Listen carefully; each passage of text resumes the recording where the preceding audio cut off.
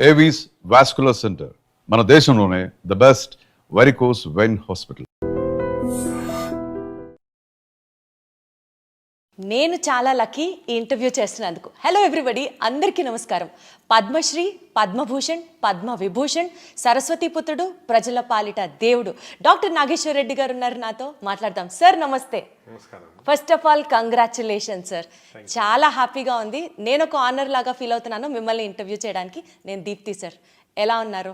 Thank you very much మా. Sir, first Indian doctor, అది కూడా మన తెలుగువాడు ఫస్ట్ పద్మ సిరీస్ అవార్డ్స్ అందుకోవడం, హైయెస్ట్ సివిలియన్ అవార్డ్స్ అందుకోవడం, పర్సనల్గా ప్రొఫెషనల్గా how does it make you feel sir? అంటే Padma awards government highest awards కాబట్టి definitely we feel very satisfied. కొంతవరకు గవర్నమెంట్ రికగ్నైజ్ చేసిన దానికి ఒక హ్యాపీనెస్ ఉంటుంది. మాకే కాదు, దిస్ రికగ్నిషన్ ఇస్ ఇండివిజువల్ కాకుండా ఇన్స్టిట్యూషన్కి. మా ఏజీ హాస్పిటల్స్లో ఇప్పుడు 600 మంది డాక్టర్లు పనిచేస్తున్నారు. అందరు కలిసి పనిచేసి we have got this recognition, not a single individual. అదేవిధంగా ఫ్యామిలీ కూడా చాలా సాక్రిఫైస్ చేస్తారు. దానికి ఫ్యామిలీ కూడా they feel happy when these awards are given. But these awards also responsibility అన్నమాట. ఒక రెస్పాన్సిబిలిటీ వచ్చి, ఎస్పెషలీ పద్మవిభూషణ్ అనేది చాలా రెస్పాన్సిబిలిటీ ఇచ్చే అవార్డు అన్నమాట. అది వచ్చిన తర్వాత మేము ఇంకా కూడా సర్వీస్ చేయాల్సిన అవసరం ఉంటుంది. అదేవిధంగా జనరల్ బిహేవియర్ కూడా క్రౌడ్స్లో టు వెరీ కేర్ఫుల్, ఎందుకంటే people look up to you as a icon. So చాలా జాగ్రత్తగా ఉండాలి. So this is a very responsible. So ఈ అవార్డు వచ్చింది కొంతవరకు వి ఫీల్ హ్యాపీ, బట్ కొంతవరకు రిస్ట్రిక్టెడ్ అండ్ రెస్పాన్సిబిలిటీ కూడా ఉంటుంది. అదే నా next question sir. Responsibility in the sense, ఎప్పుడో మీ గురించి వింటూ, మీ గురించి మధ్యలో చదువుతూ, చూస్తూ, మీ ఇంటర్వ్యూస్ ఫాలో అవుతూ ఉన్నప్పుడు ప్యాథాలజీలో రీసెర్చ్ చేయాలనుకున్నాను. It was your father's dream. మీరు గ్యాస్ట్రోఎంట్రాలజీ సెలెక్ట్ చేసుకోవడం.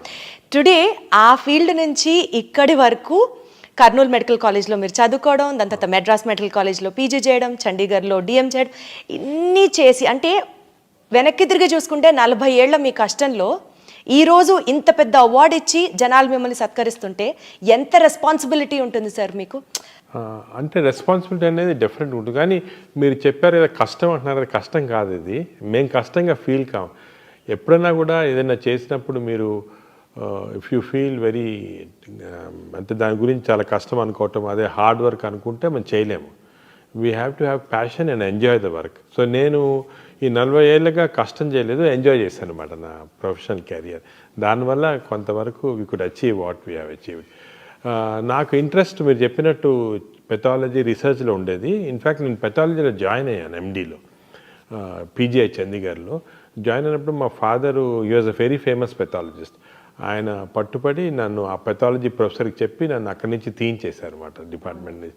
దాని తర్వాత నేను మెడిసిన్ చేశాను. కానీ ఇప్పుడు లుకింగ్ బ్యాక్ అది చాలా మంచి డిసిషన్ ఏమో అనిపిస్తుంది. అంటే పెథాలజిస్ట్ చాలా మంచి వాళ్ళు ఉన్నారు. ఇప్పుడు కూడా మన దేశంలో చాలా మంచి పెథాలజిస్ట్ ఉన్నారు. కానీ వాళ్ళ రికగ్నిషన్ లేదు, ఎందుకంటే పబ్లిక్లో ఉండరు. వాళ్ళు ఎంత మంచి జాబ్ చేసినా కూడా బ్యాక్గ్రౌండ్లోనే చేస్తుంటారు అనమాట. ఇప్పుడు ఒక సినిమాలో హీరో హీరోయిన్కి అటు వాళ్ళకే రికగ్నిషన్ ఉంటుంది. అక్కడ సినిమా కథ రాసిన అతనికి, లేకపోతే కెమెరా పీపుల్కి వాళ్ళకి రికగ్నిషన్, ఎంత బాగా చేసినా రికగ్నిషన్ ఉండదు. సో అలాగా పెథాలజిస్ట్ కూడా బ్యాక్గ్రౌండ్లో మాట చేస్తారు. సో రికగ్నిషన్ ఉండదు, కానీ వాళ్ళకి సాటిస్ఫాక్షన్. ఇంకోటి ఏమంటే ఈ రికగ్నిషన్లు అవి కూడా వీ ఫీల్ హ్యాపీ, కానీ మనం చేసేది సాటిస్ఫై అయితే that's the most big happiness. So అలాగా వీ ఫీల్ హ్యాపీ. బట్ అప్పుడు మా ఫాదర్ చేసిన డెసిషన్, లేదు మెడిసినే చేయాలా అని చెప్పటం నాకు ఇప్పుడు అనిపిస్తుంది కరెక్టేమో అని. సార్, యాక్చువల్లీ మిమ్మల్ని కలుస్తున్నాము అని అంటే, నేను బ్యాక్గ్రౌండ్లో చేసుకునే రీసెర్చ్ ఉంటుంది కదా మీ గురించి మాట్లాడినప్పుడు, my father is also doctor sir. He's from Kurnool medical college, 78-83 batch. Doctor SVM Nageswara గారు హీస్ యువర్ జూనియర్ అనమాట.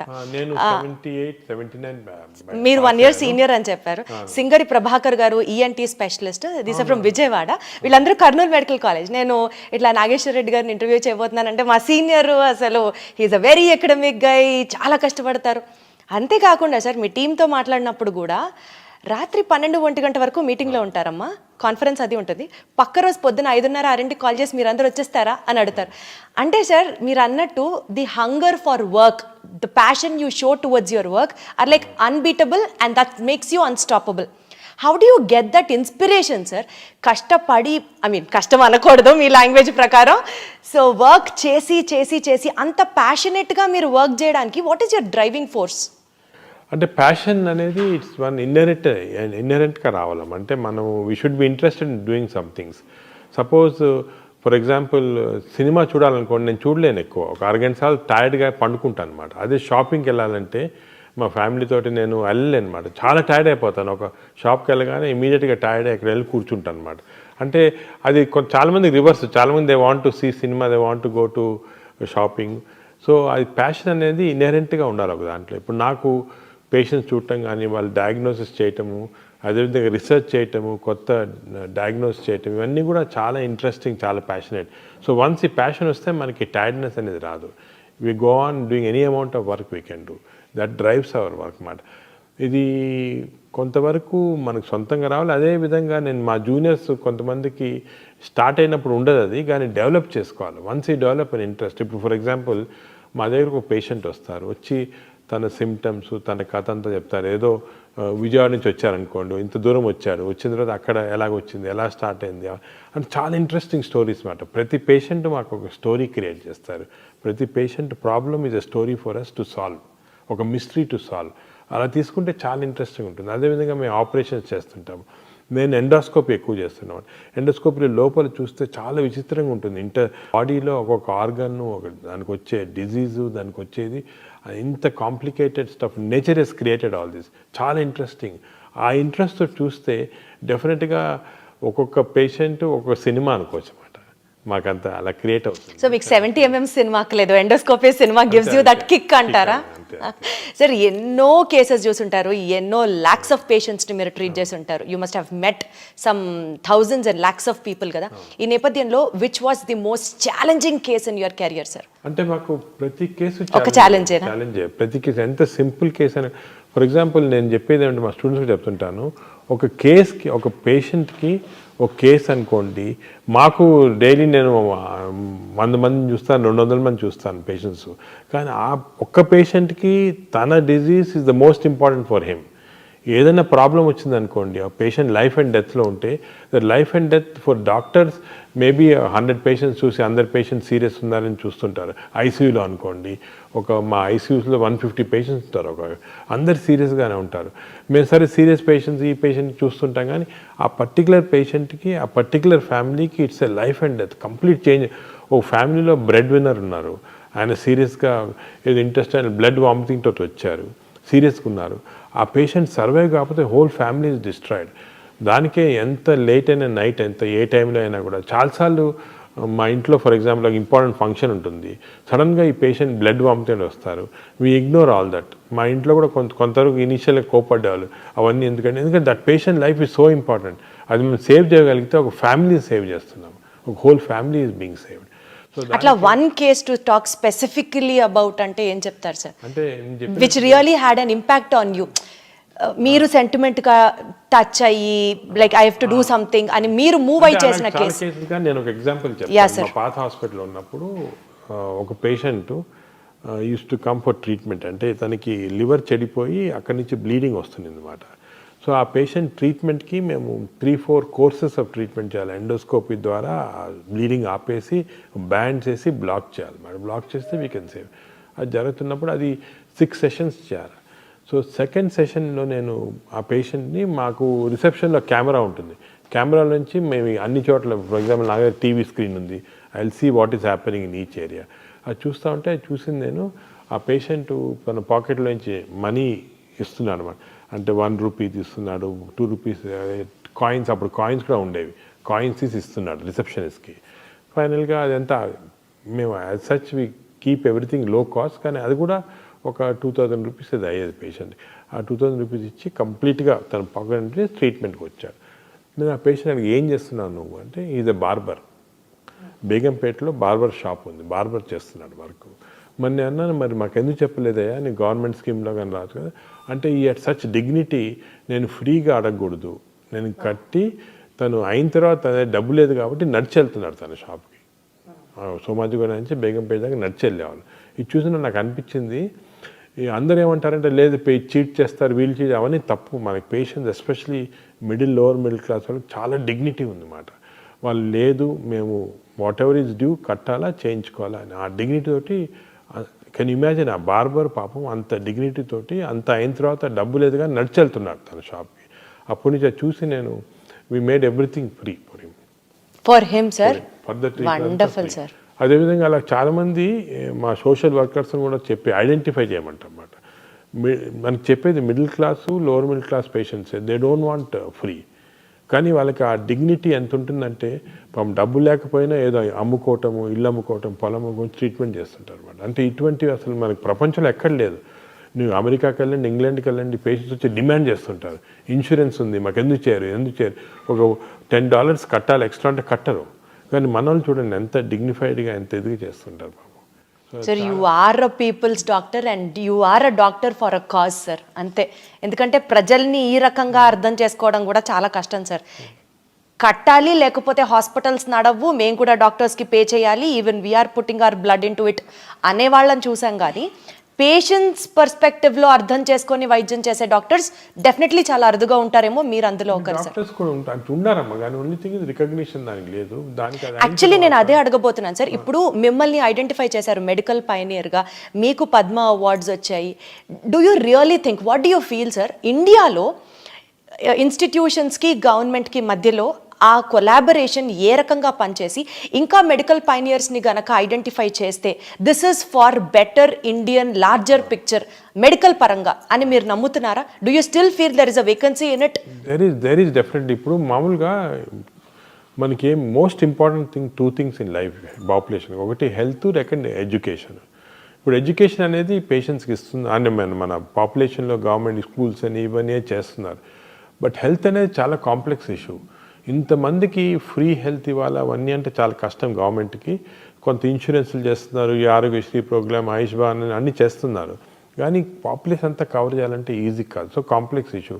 దానికి ఇండివిజువల్ డాక్టర్స్ వాళ్ళ సొంతంగా, ఇప్పుడు హాస్పిటల్ ఉందనుకోండి, we should see that at least 20% of the population we can deliver free care. అదేవిధంగా మేము ఇప్పుడు 40 విలేజెస్ అడాప్ట్ చేసుకున్నాము, ఇక్కడ పటాన్చెరులో చేసుకొని అంతా ఫ్రీ సర్వీస్ చేస్తున్నాము. So doctors individually have to come up అంటున్నారు, come up and do the thing చేస్తున్నారు. కానీ ఇంకా గ్యాప్ ఏ రకంగా ఫుల్ఫిల్ అవుతుంది సార్? సొసైటీలో అన్ఫార్చునేట్లీ డాక్టర్ అనగానే కమర్షియల్, డబ్బు అని వచ్చేసింది. అంటే ఇట్స్ ఆబ్వియస్ ఫ్యాక్ట్. మీరు అనుకున్నా కూడా కొంతవరకు డాక్టర్స్ పైన అనవసరంగా ఒక కమర్షియలైజేషన్ అనే రాంగ్ ఇది వచ్చేసింది. But 90% doctors are not like that. 90% doctors want to do service. అసలు నాకు తెలిసి మా క్లాస్మేట్స్లో చాలామంది పాపం చిన్న చిన్న ఊర్లలో వాళ్ళకు వచ్చిన ఆదాయం కాకుండా ఫ్రీ సర్వీస్ ఎంతమందికో చేస్తున్నారు, చాలా హెల్ప్ చేస్తున్నారు in spite of the difficulties they have. అది అందరు రికగ్నైజ్ చేయటం లేదు unfortunately. Sir commercialisation of the doctors ప్రస్తావన మీరు తీసుకొచ్చారు కాబట్టి I really want to put this question sir. భారతదేశంలో ఇప్పుడు మెడిసిన్ చదివి బయటికి రావాలి అంటే ఒక డాక్టర్కి స్ట్రెస్ ఎక్కువ, సమాజంలో ఒకప్పుడు డాక్టర్ని గుర్తించినట్లుగా ఇప్పుడు గుర్తించట్లేదు, people are also attacking doctors. Above all చదువుకోవాలంటే, మెడిసిన్ చేయాలంటే డబ్బు ఉండాలి. ఓ సూపర్ స్పెషాలిటీ హాస్పిటల్లో, మల్టీ స్పెషాలిటీ హాస్పిటల్లో కడితేనే డాక్టర్కి మనుగడ ఉంటుంది. సింపుల్ హాస్పిటల్ డాక్టర్ ఇండివిజువల్గా ప్రాక్టీస్ చేసుకుంటే అంత గడవదు. రేపు ఆ డాక్టర్ పెట్టిన పెట్టుబడి చదువు రూపంలో సంపాదించడానికి కూడా he has to depend on the patient itself. ఈ వర్షన్ విన్నప్పుడు బాధేదా సార్? బికాజ్ మీరు అన్నట్టు 90% of the doctors are still ready to service society. అంటే ఈ వ్యూస్ మీరు ఎందుకు చెప్తున్నారంటే మీరు యువర్ డాక్టర్స్ డాటర్ కాబట్టి. And also my son is preparing for medicine sir. మీకు తెలుసు ఇవన్నీ, కానీ జనరల్ పబ్లిక్ తెలియదు కదా. జనరల్ పబ్లిక్ ఏమనుకుంటారు, ఏదో డొనేషన్ కట్టి డాక్టర్లు అయిపోతున్నారు. కాదు, డొనేషన్ ఒక పర్సంటేజ్. ఫర్ ఎగ్జాంపుల్ నేను మెడిసిన్ చదివినప్పుడు హోల్ మెడికల్ కాలేజ్కి కట్టింది ₹500 సంవత్సరానికి. 5 సంవత్సరాలకి 2,500 కట్టాను అంతే. That is my fees. నేను కట్టింది అంటే హాస్టల్ ఉండాలి, అది కూడా తక్కువ. దాని తర్వాత నేను ఎండి చేసినప్పుడు 5,000, డిఎం చేసినప్పుడు ఇంకొక 5,000, అంతే. ₹10,000 నేను కంప్లీట్ సూపర్ స్పెషలిస్ట్ అయిపోయాను. అదే ఇవాళ రోజు అయితే అలా మెరిట్లో చదవాలంటే మెరిట్లో ఉంది, సీట్స్ ఉన్నాయి. మెరిట్లో రాని వాళ్ళకే, ఎందుకంటే అఫ్కోర్స్ మన పాపులేషన్ ఏమంటే డైవర్జెంట్ పాపులేషన్ కాబట్టి కొంత రిజర్వేషన్ అవన్నీ ఉంటాయి కాబట్టి అందరికి మెరిట్లో రాదు. మెరిట్లో చదివిన వాళ్ళకి తప్పకుండా ఎక్కువ ఖర్చు కాదు. బ్రైట్ స్టూడెంట్ ఇప్పుడు డాక్టర్ అనుకోండి, you need not spend much money. Of course donations ఇచ్చి అది వేరే, అది అఫోర్డ్ చేయగల చేస్తారు. కానీ చాలామంది డాక్టర్స్ మెరిట్లో చాలా తక్కువ డబ్బులో చదువుకుంటున్నారు. They are giving back to the society. అది society has to recognise. Unfortunately ఆ రికగ్నిషన్ డాక్టర్స్కి అది సొసైటీ రావటం లేదు. నేను వాళ్ళందరూ చెప్తాను, లెట్ అస్ కమ్ టుగెదర్. మనం చేసేది కూడా మనం సొసైటీకి సరిగ్గా చెప్పటం లేదు, చెప్తేనే అర్థమవుతుంది. That doctors are definitely doing service. Sir మీరు చాలా జర్నల్స్ రాశారు, చాలా టెక్స్ట్ బుక్స్ రాశారు, బోలెడ్ అన్ని పబ్లికేషన్స్ పబ్లిష్ చేశారు. So much of hard work. మీరు అంటే మీ వైపు నుంచి ఇంటర్నేషనల్ టెక్స్ట్ బుక్స్ కూడా మీరు రాసి you are helping the next generation doctors so much to come in to light. ఈ నేపథ్యంలో what would you say to all the aspiring students and doctors, young doctors who have chose medicine as their career, ఏం చెప్తారు sir? అంటే నేను అనేది ఏమంటే medicine is still a very exciting career. మెడిసిన్లో చాలా పాసిబిలిటీస్ ఉంది. ఎందుకంటే ఇప్పుడు ఇంకా కూడా వీఆర్ అండర్స్టాండింగ్ మోర్ డిజీజెస్. ఇప్పుడు టెక్నాలజీ బాగా ఇంప్రూవ్ అవుతుంది, ఆర్టిఫిషియల్ ఇంటెలిజెన్స్ వచ్చేసింది. ఆర్టిఫిషియల్ ఇంటెలిజెన్స్ వచ్చి we are able to solve many problems. నేను నా మెసేజ్ ఏమంటే యంగ్స్టర్స్కి that look at this as excitement. You can create a lot of new things. You can actually change the lives of so many people. Chala important adi. For example, when a patient comes to me, he's giving a full trust. He's giving his heart, he's giving his liver. Oka దేవుళ్ళనే చూస్తారు. Correct. ఇది ఇచ్చేస్తాను నాకు, ఏమన్నా చేసుకోండి మీరు. అంత trust తోటి వచ్చినప్పుడు equally we have to perform with trust on the patient, and our aim should be patient first. మా యూనివర్స్ అంతా కూడా పేషెంట్ చుట్టూ ఉండాలి. మా స్టాఫ్ కూడా అలాగే తయారు చేస్తాం. Everybody has to be around the patient. Other important thing ఏమంటే కొత్త డాక్టర్స్కి that arrogance should not be there. Doctor అనగానే ఒక యారగెన్స్ రావడం అది చాలా తప్పు. మనకి ఇంకా కూడా నాలెడ్జ్ గ్యాప్స్ చాలా ఉన్నాయి, నేర్చుకోవాల్సింది చాలా ఉంది, చేయాల్సింది చాలా. ఇప్పుడు నేను after 40 years of practice I'm still learning. Every day I spend 1 hour reading journals కానీ బుక్స్ కానీ, మా డాక్టర్స్తో డిస్కషన్ చేసి I keep on learning every day. So knowledge అనేది దానికి అంతు లేదు, మనం నేర్చుకోవాలా, ఇంకా నేర్చుకోవాలి. ఎందుకంటే అంత ఇప్పుడు సైన్స్ ఎలా డెవలప్ అవుతుందంటే every minute some new development is occurring. So we are learning every minute. So it's very important that ఇప్పుడు కొంతమంది యంగ్స్టర్స్ మేము ఎండి చదువుకున్నాం, డిఎం చదువుకున్నాం, వీఆర్ అది గ్రేటెస్ట్ అనుకుంటారు. తప్పది. Still we have lot to learn. Every minute you can keep learning. Sir our generation especially, or our previous generation if you have to say, father of gastroenterology Telugu స్టేట్స్లో ఎవరు అని అంటే just we look up to you and say it is Nageswara Reddy గారు. అంటే అంత మిమ్మల్ని చూసి inspire అయిన ఈ జనరేషన్కి సార్ ఒక్కటే అడుగుతున్నాను అవుట్ ఆఫ్ క్యూరియాసిటీ అనుకోవచ్చు మీరు. సరే ఇన్ని బుక్స్ ఇవన్నీ చాలా జుజుబి మీ స్టాఫ్ చెప్పారు. ఒక రూమ్లోకి వెళ్తే మీ రూమ్లో బుక్స్ మధ్యలో వెతుక్కోవాలి డాక్టర్ గారు ఎక్కడున్నారు అని, అందులో కూరుకుపోతారు డాక్టర్ గారు. సార్ మీకు పేషెంట్స్ చూడడానికి రాత్రి 10:30 అవ్వచ్చు, 12 అవ్వచ్చు, అప్పుడు ఒక గంట సేపు జిమ్ చేస్తారంట. రోజుకి ఇప్పుడే మీరు చెప్పారు గంట సేపు పుస్తకాలు చదువుతారు. సరే అసలు మీరు మనిషేనా, సూపర్ హ్యూమనా సార్? అందరికి ఉండేది 24 గంటలే కదా సార్, మీకు అంత గంట ఎలా ఉంటుంది సార్ టైం? చెప్పినట్టు ఎంజాయ్ చేస్తే వీ కెన్ డూ. నేను ఇంకోటి ఈ రాంగ్ నోషన్ ఒకటి ఉంది, రోజుకి 8 గంటలు పండుకోవాలి, స్లీప్ ఈజ్ గుడ్ అని. కరెక్టే అది సైన్స్ ప్రకారం. కానీ there are some ways you can train yourself. 4-5 hours sleep తోటి సరిపోతుంది అనమాట. మనం we should not waste our time in sleep, ఎందుకంటే so many things to do. Sir we should not waste our time in sleeping. భలే ఉంది sir ఇది. Recent గ్యాస్ట్రోఎంట్రాలజీకి సంబంధించి latest developments which is addressing the gastrointestinal situation in the society, public health పరంగా మాట్లాడితే what you have to say sir? ఎలా జరుగుతున్నాయి? అంటే ఇది చాలా ఇంపార్టెంట్ మెసేజ్ అమ్మా పబ్లిక్ కూడా. మనం గ్యాస్ట్రోఎంట్రాలజీలో చాలా డ్రమాటిక్ చేంజ్ వచ్చింది.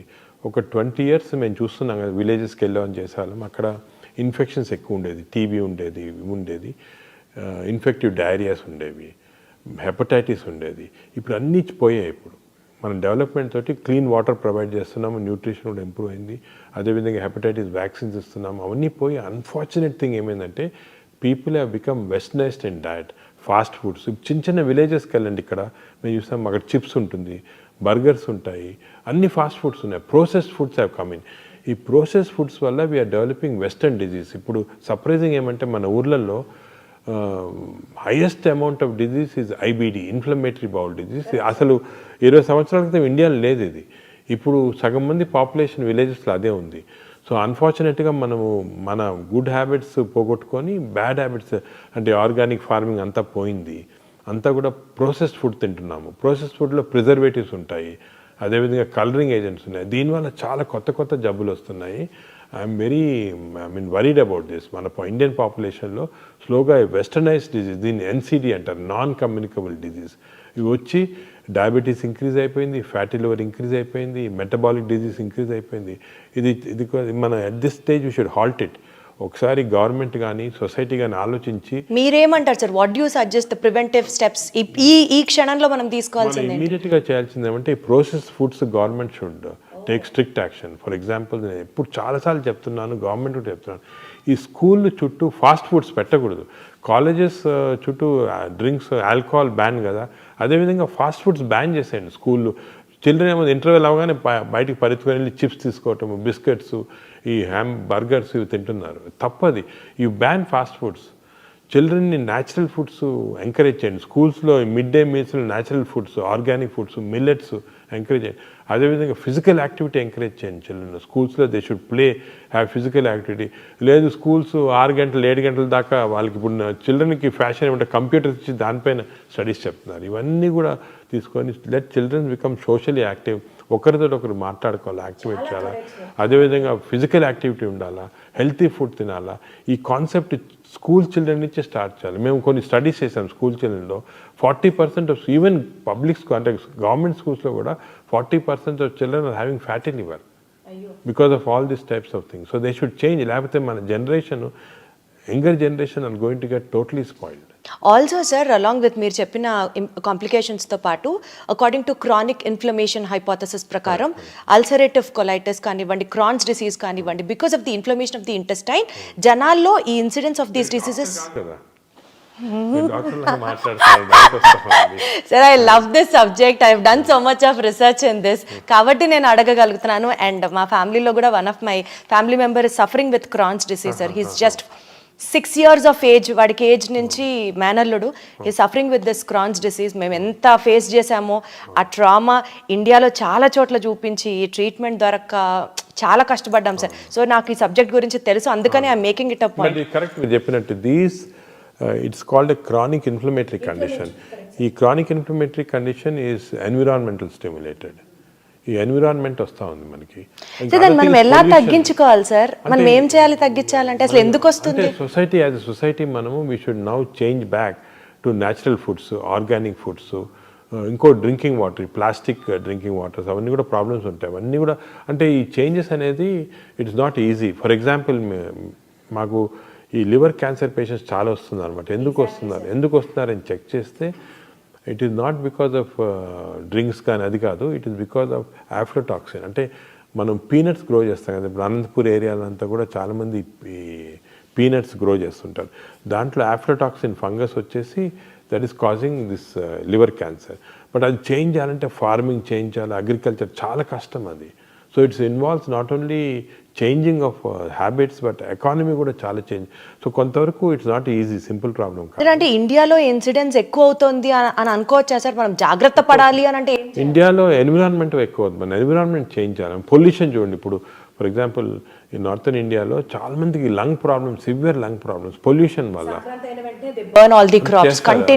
అది గవర్నమెంట్ చాలా స్ట్రిక్ట్ యాక్షన్, బట్ పొలిటికల్లీ అంత యాక్షన్ తీసుకోలేరు. They cannot stop the farmers. So ఇది చాలా కాంప్లెక్స్ ఇష్యూస్ ఇవి. But only public awareness, education, ఒక లెవెల్ ఆఫ్ పబ్లిక్ ఇది వచ్చిన తర్వాత పబ్లిక్ కెన్ యాక్చువల్లీ కాజ్, వాళ్ళ డిమాండ్ వల్లే చేంజ్ అవుతుంది, లేకపోతే కాదు ఇది. And also sir, multi step level theory of carcinogenesis ప్రకారం normal cells are becoming cancer cells. Incidence of cancer is also being చాలా ఎక్కువ అవుతుంది.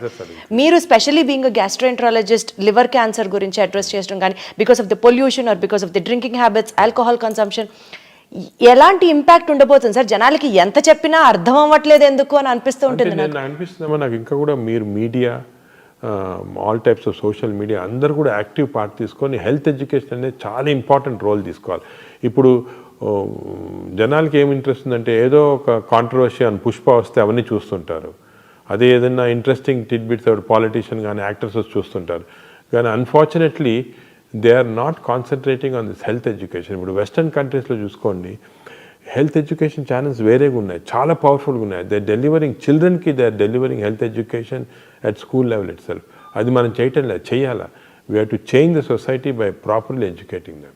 సార్, ఇండియాలో మెడికల్ ఫీల్డ్లో incidence of obesity, lifestyle diseases, hepatocellular carcinomas, దీని గురించి ఎలా చూసుకుంటూ వెళ్తే ఇండియాలో ఉన్న డెవలప్మెంట్స్, అడ్వాన్స్మెంట్స్ ఇండియాలో ఉన్న మెడికల్ స్ట్రక్చర్ ఏ విధంగా ఇంకా అభివృద్ధి చెందాల్సిన అవసరం ఉందని మీరు అనుకుంటున్నారు? అంటే మనకి ఇండియాలో దేర్ ఆర్ పారాడాక్స్ అన్నమాట. ఒకటేమో చాలా వరకు ఇంకా కూడా మాల్ న్యూట్రిషన్ ఇటువంటివి ఉన్నాయి విలేజెస్లో, ఊళ్ళల్లో కొంతమంది ఇంప్రాపర్ న్యూట్రిషన్ వల్ల రావటము, న్యూట్రిషనల్ డిజీజ్ అంటాం కదా, ఇంకా కూడా చాలా ఉన్నాయి. దాని తర్వాత ఇన్ఫెక్టివ్ డిజీజ్ కొన్ని చోట్ల ఉన్నాయి. ఇప్పుడు బీహార్, యూపీలో అంతా కూడా ఇంకా చాలా ఇన్ఫెక్టివ్ డిజీజెస్ ఉన్నాయి. అదొకటి. Other side of the paradox ఇది వెస్టర్న్ డిజీజ్, అంటే ఒబేసిటీ కానీ లేకపోతే లివర్ ప్రాబ్లమ్స్ కానీ alcohol related, smoking related problems ఉన్నాయి. ఈ రెండు డిఫరెంట్ టైప్స్. కొంతవరకు మనకి ఈ అర్లియర్ ప్రాబ్లమ్స్, ఈ మాల్ న్యూట్రిషన్, ఇన్ఫెక్షన్ కొంచెం ఈజీ సాల్వ్ చేయడానికి దాని గవర్నమెంట్ కొన్ని స్కీమ్స్ స్టార్ట్ చేశారు, అవి కూడా కంటిన్యూ అవుతున్నాయి. దాంట్లో మనము టీబీ కానీ అలాగే అదేవిధంగా మలేరియా, చికెన్ గున్యా అవన్నీ కంట్రోల్ స్లోగా చేయొచ్చు, ఎందుకంటే వ్యాక్సిన్స్ అవి కూడా వస్తున్నాయి. కానీ ఈ ఎన్సిడి అంటే నాన్ కమ్యూనికబుల్ డిజీజ్ వెస్టర్న్ వరల్డ్ది అన్ఫార్చునేట్లీ ఏమైందంటే ఇండియన్స్లో ఒక జీన్ ఉంది. వెస్టర్న్ వాళ్ళకి వచ్చే జబ్బులు మనకి హాఫ్ కంటెంట్, అంటే వాళ్ళకి ఇంత ఫుడ్ తింటే వచ్చేది మనకి హాఫ్ ఫుడ్ తింటే వస్తుంది అన్నమాట. ఎందుకంటే ఈ అబ్నార్మల్ జీన్స్ ఇండియన్ పాపులేషన్లో ఎప్పుడో నుంచి ఉంది అన్నమాట. ఇది దానివల్ల మీరు చూస్తుంటారు ఇండియన్స్ ఎక్కువ ఈ ట్రంకల్ ఒబేసిటీ, ఇక్కడ ఒబేసిటీ లాగా వస్తుంది అన్నమాట. దాంట్లో ఫ్యాట్ చేరుతుంది. ఈ ఫ్యాట్ చాలా డేంజరస్ ఫ్యాట్, దీనివల్ల చాలా హార్మోన్స్ సెక్రెట్ అవుతాయి. సో మనకి తక్కువ స్టిమ్యులేషన్ వల్ల ఇటువంటి పెద్ద ఎన్సిటీస్ వచ్చేస్తున్నాయి. అదేవిధంగా హార్ట్, ఇండియన్స్లో హార్ట్ ఆర్టరీస్ ఉంటాయి కదా, సన్నగా ఉన్నాయి. వేరే వాళ్ళు యూరోపియన్స్ తోటి కంపేర్ చేస్తే మనకి ఇంకా సన్నగా ఉంటాయి. దానికే మనకి అర్లీ హార్ట్ డిజీజ్ వస్తుంది, సీరియస్ డిజీజ్ వస్తుంది. అదేవిధంగా లివర్లో 2 జీన్స్ ఉన్నాయి మన, ఇది ప్రొటెక్ట్స్ అగైన్స్ ఫ్యాట్. వెస్టర్న్ మనకి ఆ ప్రొటెక్షన్ లేదు, ఆ జీన్స్ లేవు అన్నమాట. సో దానివల్ల మనకి ఎక్స్ట్రా ఎఫర్ట్ పెట్టాలి ఇవి రాకుండా. సో ఇది మోర్ కాంప్లికేటెడ్. ఇది టెర్షరీ సెంటర్స్లో అటువంటిది, లేకపోతే మాస్ ఎడ్యుకేషన్తో ట్రీట్ చేయాల్సింది. మామూలుగా గవర్నమెంట్ చేసే ఎఫర్ట్తో చేయలేము. ఇది it has to be done in a different way. So different problems మాట. అంటే there is a scope for medical development even in India అంటున్నారా? ఇప్పుడు మీరు మాట్లాడుకున్న ఇంపాసిబుల్ సెక్టర్స్లో కూడా there is still scope for development. There is definite scope is there, but we have to go in a very organised fashion. ఇప్పుడు ఏమైంది ఇండియాలో మీకు చూసారు కదా, ఏదో కొన్ని మంచి హాస్పిటల్ సెంటర్స్ ఆఫ్ ఎక్సలెన్స్ ఉంటాయి, కానీ మిగతా అంతా హాస్పిటల్స్లో వేరు, అంటే సెంటర్స్ ఆఫ్ ఎక్సలెన్స్ ఉండకపోవచ్చు ఈ ట్రీట్మెంట్స్ అన్నీ కూడా. సో ఇంత వేరియబిలిటీ ఆఫ్ మెడికల్ ప్రాక్టీస్ ఉంది. సో యూనిఫామ్గా లేదు వెస్టర్న్ కంట్రీస్ లాగా. అది వచ్చినప్పుడే మనం అందరికి కూడా యూనిఫామ్ ట్రీట్మెంట్ ఇవ్వచ్చు. Got it sir. సార్ ప్రతి ఇంట్లో షుగర్ లేని వాళ్ళు, బీపీ లేని వాళ్ళు ఉండరు. India is termed as the diabetic capital of the world. అది కూడా జీన్స్ వల్ల, జెనెటిక్ ప్రాబ్లం, జీన్స్ వల్ల. కానీ సార్ ప్రజల్లో ఉండే ఒక కామన్ క్వశ్చన్, నా నోటీస్లో ఉన్నది కూడా నేను మిమ్మల్ని ఈ ఇంటర్వ్యూ ముఖంగా అడుగుతున్నాను సార్. డయాబెటీస్కి సంబంధించి నాగేశ్వర్ రెడ్డి గారు ఒక మెడిసిన్ కనిపెట్టారు, చాలా తక్కువ బడ్జెట్. హాస్పిటల్లో జాయిన్ అయితే జస్ట్ ఒక షుగర్ పేషెంట్స్ జాయిన్ అయితే ఆయన ఒక ట్రీట్మెంట్ ఇస్తారంట, ఆయన ఒక మందు కనిపెట్టారంట. అది పేషెంట్స్కి ఒకరోజు అడ్మిట్ అయితే ట్రీట్మెంట్ తీసుకుంటే ఇంకా లైఫ్లో డయాబెటీస్ రాదంట. కానీ ఆ మందును బయటికి రానివ్వట్లేదు. అది ఓన్లీ నాగేశ్వర్ రెడ్డి గారికే తెలుసు. దాని మీద ఇంకా ట్రయల్స్ జరుగుతున్నాయి. ఏది నిజం, ఏది కాదు సార్, మీరే క్లారిటీ ఇవ్వాలి. అది నిజం కాదమ్మా, ట్రూత్ కాదు అది. అంతే చాలా హైప్ చేశారు దాన్ని. మేము ఏం చేస్తామంటే డయాబెటీస్కి 2 రకాలైన రీసెర్చ్ కానీ ట్రీట్మెంట్స్ చేస్తున్నాం. ఒకటి డయాబెటీస్ అంటే తీసుకుంటే it is not one single disease. Type 1, type 2, type 3 అని ఉంది. టైప్ 1 అంటే చిన్నపిల్లల్లో వస్తుంది, వాళ్ళకి ఐలెట్ సెల్స్ అంటే ఇన్సులిన్ ప్రొడ్యూస్ సెల్సే పనిచేయవు. ఇటువంటి చిల్డ్రన్కి only treatment, of course insulin ఇస్తుంటారు నార్మల్గా, only treatment is to replace the islet cell by cadaver, అంటే కడావర్ ట్రాన్స్ప్లాంట్ కిడ్నీ చేస్తాం, అలాగే ఐలెట్ సెల్స్ కూడా చేయొచ్చు. దాని గురించి మేము వర్క్ చేస్తున్నాము. అది ఒకటి, అది ఆల్రెడీ వరల్డ్లో కూడా ఎస్టాబ్లిష్ అయింది. అది ఇంకా మన ఇండియాలో ఈ టైప్ 1 తక్కువ కాబట్టి ఎక్కువ దానిపైన కాన్సన్ట్రేషన్ లేదు. టైప్ 3 అనేది ప్యాంక్రియాస్లో చెడిపోతే, క్రానిక్ ప్యాంక్రియాస్ చెడిపోతే టైప్ 3 డయాబెటీస్ వస్తుంది. ఈ టైప్ 3 డయాబెటీస్కి ఏం చేస్తున్నామంటే మేము సర్జరీ చేసినప్పుడు, అంటే ప్యాంక్రియాస్కి ఎలాగైనా సర్జరీ, అప్పుడు ఐలెట్ సెల్స్ అనేది తీసుకొని మేము కాన్సన్ట్రేట్ చేసి మళ్ళీ బాడీలో we are injecting through portal vein చేస్తే వాళ్ళకి ఆ డయాబెటీస్ పార్ట్ క్యూర్ అవుతుంది. ఇది ఆల్రెడీ మేము చేసాము, ఆల్రెడీ పబ్లిష్ చేసాము, ఇప్పుడు కూడా చేస్తున్నాం ఆ ట్రీట్మెంట్ మా హాస్పిటల్లో. కానీ majority of patients are having type 2C diabetes. ఈ టైప్ 2 డయాబెటీస్లో ఏమంటే ఐలెట్ సెల్స్ అనేది ఫంక్షన్ చేస్తుంటే కానీ ఇన్సులిన్ రెసిస్టెన్స్ డెవలప్ అవుతుంది బాడీలో. ఇప్పుడు మేజర్ వర్క్ ఏమంటే రీసెర్చ్ వరల్డ్ అంతా జరిగేది ఇన్సులిన్ రెసిస్టెన్స్ ఎలాగ తగ్గించాలి. దానికి ఇప్పుడు మీరు వినుంటారు కొత్త మెడిసిన్స్ కూడా సెమీగ్లూటైడ్ అని GLP-1 అనలాగ్స్ అని వస్తున్నాయి. కానీ మేము ఒక ఐడియా ఏమంటే దట్ ఈ స్మాల్ ఇంటెస్టైన్లో డియోడనల్ రెసిస్టెన్స్ ఏర్పడేది స్మాల్ ఇంటెస్టైన్. మనం స్మాల్ ఇంటెస్టైన్ మార్పుడు చేస్తే ఈ స్మాల్ ఇంటెస్టైన్ మార్పుడు వల్ల ఇన్సులిన్ రెసిస్టెన్స్ తగ్గిపోయి టైప్ 2 డయాబెటీస్ కొంతవరకు మనము ప్రోగ్రెషన్ ఆపొచ్చు. దీన్ని ఎండోస్కోపీ ద్వారా చేస్తామన్నమాట, చేయొచ్చు.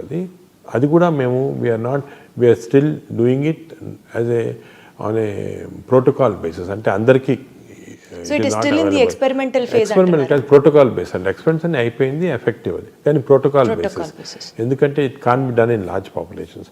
ఇది సింపుల్గా ఎండోస్కోపీ ద్వారా డియోడినల్ మ్యూకోజాని మనం మార్పుడు చేస్తే అప్పుడు అక్కడ ఇన్సులిన్ రెసిస్టెన్స్ ప్రొడ్యూస్ చేసే సబ్స్టెన్సెస్ తగ్గిపోయి వస్తుంది అన్నమాట. ఇప్పుడు మేము ఏం చేస్తున్నామంటే ఇది సింపుల్ ఇన్స్ట్రుమెంట్స్, ఇప్పుడు చాలా కాంప్లికేటెడ్ ఇన్స్ట్రుమెంట్స్ వచ్చేయాలా. We're now doing work to make simple instruments. అంటే ఏ డాక్టర్నా చేయొచ్చు సింపుల్, కానీ ఆ simple instruments we're doing innovations అన్నమాట. ఇది నిజంగా చాలా పెద్ద స్టెప్ అవుతుంది కదా సార్? అవుతుంది, బట్ మనం ఇంకా కూడా మీరు చెప్పినట్టు దీని గురించి అనవసరంగా హైప్ చేయకూడదు. నార్మల్గా మేము డిస్కస్ కూడా చేయలేదు. ఎందుకంటే I don't want hype to go, sugar control అయిపోతుంది ఇది చేస్తే, అలా కాదు. It's a process which takes ఇంకా రీసెర్చ్ టైం. బట్ పక్కాగా 100% సేఫ్ యూస్ఫుల్ అనేటప్పటికే జనరల్ పబ్లిక్ రిలీజ్ చేస్తాం. We're literally waiting sir. Hype create చేయొద్దు అని ఈ ఇంటర్వ్యూ ద్వారా ఆడియన్స్ ని రిక్వెస్ట్ చేస్తూ, but literally much needed act for the hour sir. So public ఏమంటే దే షుడ్ రియలైజ్ 3 టైప్, ఒక డయాబెటీస్ అనగానే ఒకటి కాదు, 3 types of diabetes are there. Type 3కి ఆల్రెడీ చేస్తున్నాము, దట్స్ ఎఫెక్టివ్. టైప్ 1 అనేది చిల్డ్రన్లో, కాబట్టి ఈ టైప్ 2 అనేది ఎక్కువ మందికి ఉంటుంది. కాబట్టి ఈ టైప్ 2లోనే ఇన్సులిన్ రెసిస్టెన్స్ తగ్గించడానికి చాలా రీసెర్చ్ జరుగుతుంది. ఫ్యామిలీగా మేమే కాకుండా ఇప్పుడు డెన్మార్క్లో కానీ యూఎస్ఏలో కానీ చాలా రీసెర్చ్ జరుగుతుంది ఏరియాస్లో. They are trying to discover compounds which can decrease insulin resistance. మేము ఎండోస్కోపీ ద్వారా we are trying to do this. ఇంకా ఏ ఏరియాస్లో రీసెర్చ్ జరుగుతుంది సార్ మీ నేతృత్వంలో?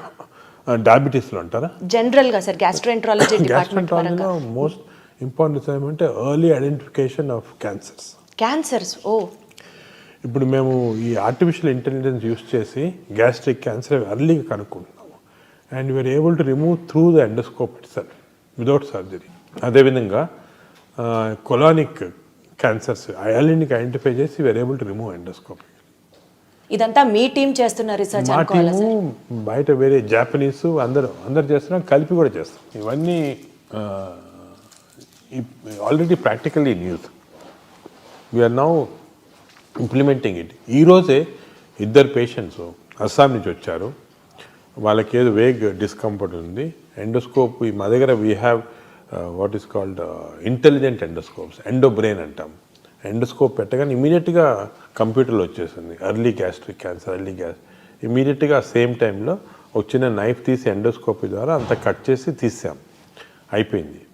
పేషెంట్ అంతా 15 నిమిషాలు అయిపోయింది. పేషెంట్ లేసి ఈజ్ నాట్ బిలీవింగ్, అసలు ఏం చేశారు, ఎండోస్కోప్లు ఎలా కనుక్కున్నారు, ఎలా తీశారని. సో అంత మార్వెల్స్ ఆఫ్ టెక్నాలజీ అంటారన్నమాట, అది జరుగుతుంది ఇప్పుడు. ఏమో సార్, మా అందరికీ it is the magic in your hands అని అనిపిస్తుంది. ఆ టెక్నాలజీ అంత అర్థం అవ్వదు, కానీ అంటే హ్యాండ్స్ కొంత చేయొచ్చు, కానీ technology is becoming very important now. Technology తోటి we can do lot of things. But otherwise also sir, as a normal human being మిమ్మల్ని చూసిన తర్వాత నాకు అదే అనిపిస్తుంది.